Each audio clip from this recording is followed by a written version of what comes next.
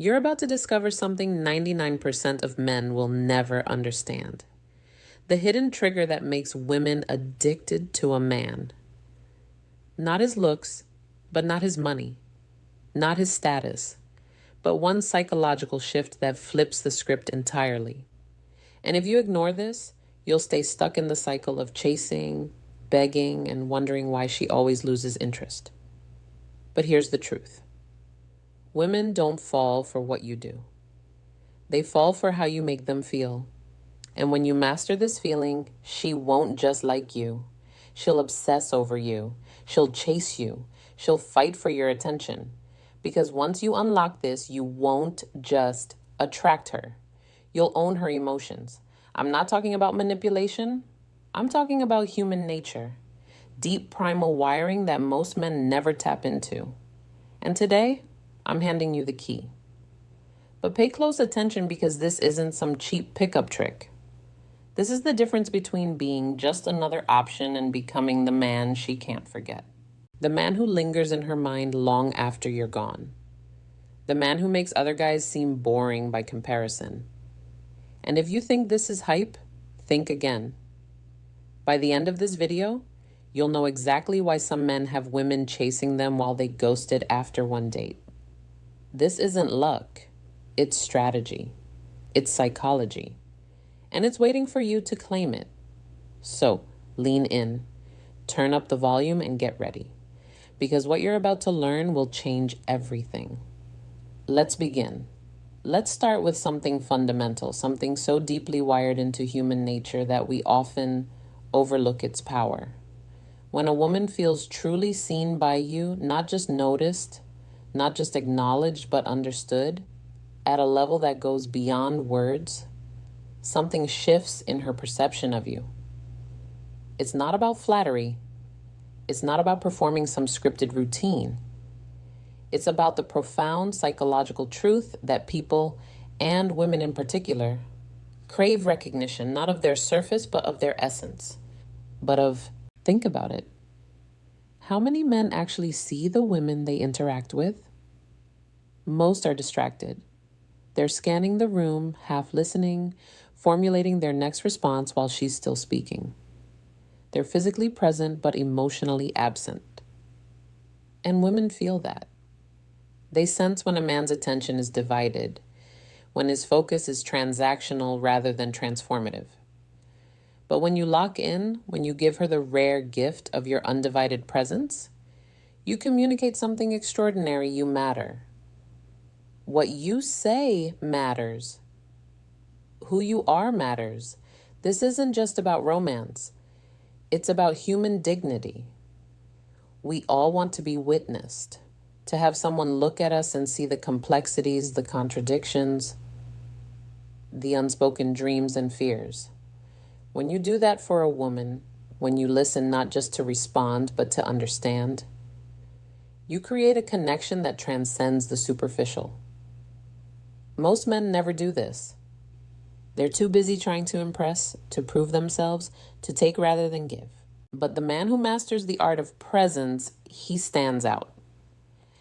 Not because he's louder, but because he's deeper. Now, let's break this down further. What does it actually mean to make a woman feel seen? It starts with eye contact. Not the creepy, unblinking stare, but the kind that says, I'm here with you fully. There's a reason eye contact is one of the most intimate forms of human connection. It bypasses words and creates a direct line to emotion. When you hold her gaze with calm confidence, you communicate stability, sincerity, and strength. You're not looking over her shoulder for something better. You're not nervously glancing away. You're present. And that presence is magnetic. Then there's listening. Real listening. Most people don't listen. They wait for their turn to speak. But when you listen with the intent to understand rather than to reply, you unlock something rare. You hear the nuances in her voice, the pauses between her words, the things she's not saying outright. And when you reflect those things back, when you ask the right questions, when you show genuine curiosity about her thoughts and experiences. You validate her in a way few others do. You make her feel real in a world that often reduces women to objects or obstacles. But here's the critical part. This isn't a tactic. It's not a trick to win her over. If you approach it that way, she'll sense the manipulation and the connection will crumble. Authenticity is everything. You have to genuinely care about understanding her. You have to be willing to step outside your own ego and enter her world, even if just for a moment. That's the difference between a man who leaves a lasting impression and a man who fades into the background. And let's talk about why this is so powerful from a psychological standpoint. When you make a woman feel seen, you tap into one of her deepest desires, the need to be chosen. Not for her looks, not for what she can do for you, but for who she is. That's an intoxicating feeling. It's the difference between being wanted and being valued. Most men want her. Few truly value her. And when you demonstrate that you do, when you show her through your attention, your presence, your willingness to engage with her mind and soul, you become irreplaceable. This is where most men fail. They think attraction is about grand gestures or smooth lines. But attraction is built in the micro moments. The way you lean in when she speaks, the way you remember the small details she mentions, the way you make her feel like the most important person in the room without saying a word. Those moments accumulate. They create a narrative in her mind. This man is different. This man sees me. And once that narrative takes hold, no amount of competition can shake it. So here's the challenge for you. The next time you're with a woman, be there. Not just physically, mentally, emotionally. Listen like her words are the only thing that matters. Look at her like she's the only woman in the room. Not because you're trying to get something from her, but because you recognize the humanity in her, the struggles, the dreams, the quiet strength that often goes unnoticed. When you do that, you don't just attract her, you elevate her. And in doing so, you elevate yourself. Final thought. The greatest gift you can give a woman isn't your money, your status, or even your affection. It's your attention. The kind that makes her feel for the first time in a long time like she's truly seen. Master that and you'll master the art of connection. Now go out there and look at her. Really look, the rest will follow. Let's address something fundamental about human nature, something that modern dating culture has tried to erase, but that remains as true today as it was 1,000 years ago. People desire what they have to pursue. This isn't about manipulation or playing games. It's about understanding a basic psychological truth that attraction isn't just sparked by presence, but by anticipation. When something is too easily obtained, the brain assigns it less value. When effort is required, when there's a sense of mystery, when the outcome isn't guaranteed, that's when desire intensifies. Now, apply this to relationships. Most men make a critical mistake. They believe that by being overly available, by responding instantly to every text, by showering a woman with attention before she's earned it, they're proving their worth. But here's the paradox. The more you try to prove your worth through constant availability, the less valuable you become in her eyes. Why? Because you've removed the chase. You've eliminated the very thing that makes attraction dynamic, exciting, the uncertainty. This isn't about being cold or indifferent. It's about having a life so full, so purpose-driven that you don't need her validation to feel complete. A man who is always available is a man without mission, without depth. And women intuitively, instinctively recognize this. They're drawn to men who are moving towards something. Men who aren't waiting around for a text back. Men who understand that their time and attention are valuable. Think about it in terms of basic economics. Scarcity increases value. If you're always on demand, if you're always the one initiating, always the one waiting, you've made yourself a commodity, not a prize. But when you're selective with your attention, when you're engaged in your own growth, when you're not afraid to let her wonder about you, that's when she starts to invest. That's when she starts to chase. Now let's clarify something crucial. This isn't about playing hard to get in a childish way. It's not about ignoring her or pretending you don't care. It's about balance. It's about understanding that attraction thrives in the space between presence and absence. If you're always there, she has no room to miss you. If you're never there, she'll assume you're not interested. The art lies in the middle. Being engaged but not desperate. Interested but not obsessed. Here's how this works psychologically. When a woman has to wonder about you, when she has to ask herself, does he like me? What's he thinking? Her mind starts working in your favor. She begins to invest emotionally. She starts replaying interactions, analyzing your words, looking for signs. And the more mental energy she spends on you, the more attached she becomes. This isn't manipulation. It's human nature. We value what we put effort into. But there's a deeper layer here, one that most men miss. The chase isn't just about her pursuing you. It's about you being someone worth pursuing. If you're stagnant, if you're predictable, if you're not growing, why would she chase? The chase only works if you're moving forward.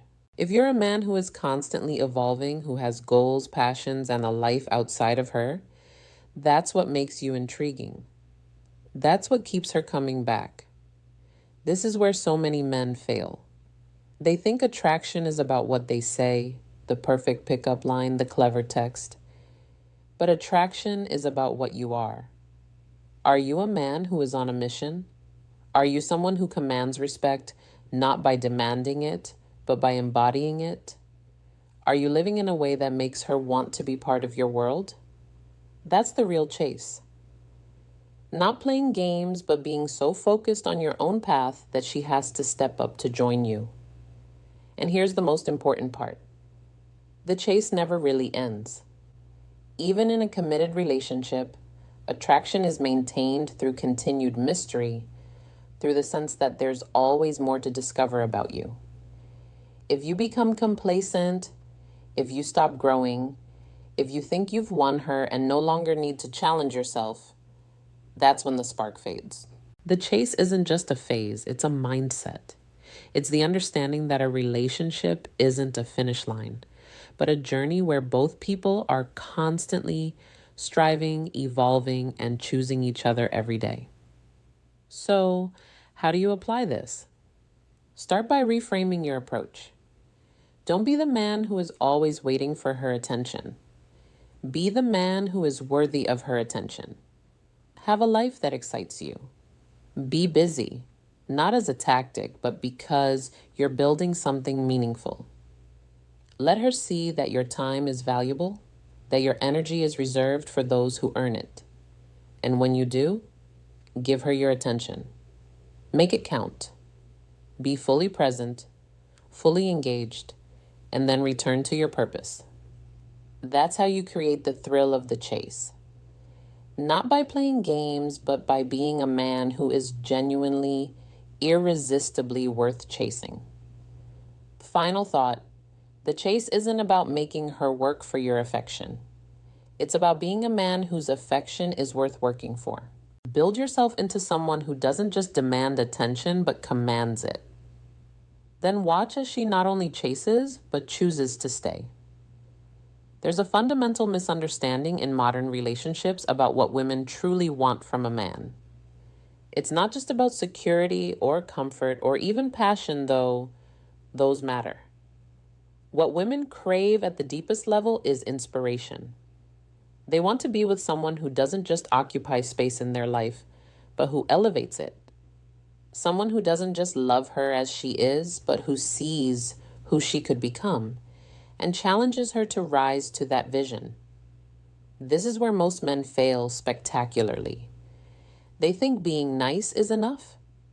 They believe that by simply agreeing with everything she says, by never pushing back, by creating a frictionless existence, they're being good partners. But that's not partnership. That's passivity. And passivity is the death of attraction. Women don't fall in love with doormats. They fall in love with men who stand for something. Men who have their own moral compass. Men who aren't afraid to call forth her highest potential, even when it's uncomfortable. Let's break down why this is so powerful from a psychological standpoint. Human beings are wired to grow. Stagnation is a kind of death.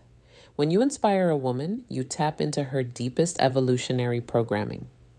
The drive to partner with someone who will help her face life's challenges more effectively. This isn't about controlling her or molding her into what you want. It's about recognizing that real love isn't just acceptance. It's expectation. The expectation that she can be more, do more, handle more than she even believes possible. Consider this. The women who are most fiercely loyal, most passionately devoted, are not those who were simply pampered and placated. They're the ones who were challenged by their men, the ones who were pushed to face their fears, to develop their strengths, to confront their weaknesses. There's an alchemy that happens when a man looks at a woman and says, through his actions more than his words, I know you're capable of greatness, and I won't let you settle for less. That kind of belief is intoxicating. It creates a bond that superficial affection can't touch. But here's the crucial distinction. This isn't about being critical or demanding. It's about being the kind of man who leads by example. You can't inspire her to grow if you're not growing yourself. You can't push her to face hard truths if you're avoiding your own. This is why personal development isn't selfish. It's actually the most generous thing you can do for your relationships. When she sees you pushing your limits, confronting your fears, taking responsibility for your life, she'll naturally want to rise to meet that standard. Think about the most magnetic men throughout history. Not just romantic figures, but leaders, innovators, warriors. What made people follow them wasn't just their power, but their vision. They saw potential in others that those people didn't even see in themselves. That's your task as a man in a woman's life. To be the mirror that reflects back not just who she is, but who she could become. Not through empty flattery, but through genuine belief coupled with the willingness to hold her accountable. This plays out in practical ways every day. It means having the courage to tell her when she's making excuses instead of nodding along. It means encouraging her to take that career risk she's been avoiding. It means refusing to indulge her pettiness or negativity while still being compassionate toward her struggles. It's a balancing act. Firm but not harsh, challenging but not cruel. When you get it right, something remarkable happens. She doesn't resent you for pushing her. She respects you for it. More importantly, she respects herself more because of it. There's a neurological basis for this phenomenon. When we're around people who expect more from us, our brains actually rewire themselves to meet those expectations. It's called the Pygmalion effect. We rise or fall to the level of what's expected of us. By being the man who sees and calls forth her best self, you're not just changing how she sees you, you're changing how she sees herself. And that's the most powerful gift you can give anyone. Now, this requires immense strength of character on your part. You have to be willing to risk her temporary displeasure for her long-term growth. You have to be secure enough to know that real connection isn't about always being liked in the moment, but about being respected in the long run. Most men fail here because they're terrified of conflict, terrified of her being upset with them. But that fear makes them weak partners. The strongest relationships aren't those without conflict. They're those where both people use friction as fuel for growth. Here's how you put this into action starting today.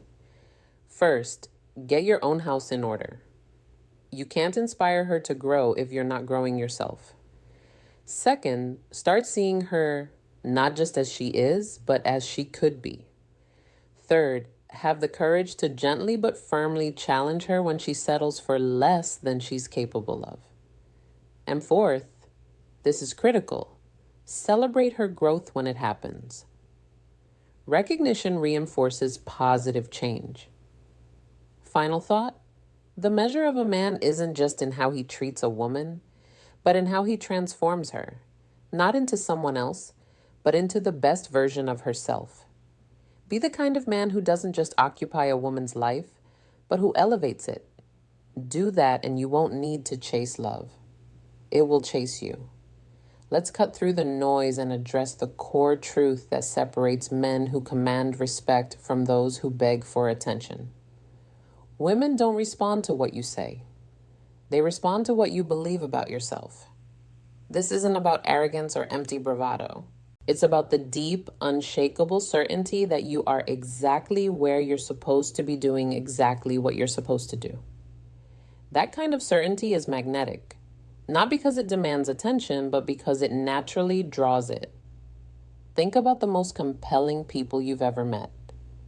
What made them different? It wasn't their looks or their wealth. It was their conviction. They carried themselves with an invisible weight, a quiet assurance that said, I know who I am, and nothing can shake that. That's the foundation of real attraction. Women can sense this certainty from across the room. In the way you stand, the way you speak, the way you hold eye contact, it communicates more than words ever could. This is a man who cannot be moved.